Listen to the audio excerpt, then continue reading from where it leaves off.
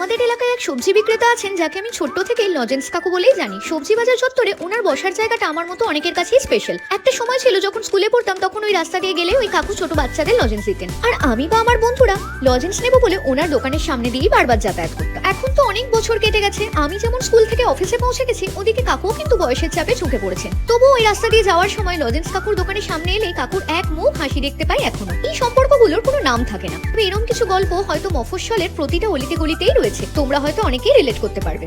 যাই হোক, কাকুর দোকানে সেদিন ছোট আলু আর গাজর কিনতে যায়, আর দেখে অনেক ব্রোকলি সাজানো রয়েছে। সত্যি বলতে এই সবজিটা জন্মে কোনোদিন খাওয়ার ইচ্ছে হয়নি, আর সেদিন কাকু হঠাৎ বললো একটা ব্রোকলি নিয়ে যা মা, ভালো লাগবে। মনো করতে করতে কাকুর কথা ফেরাতে না পেরে কিনেই নিলাম।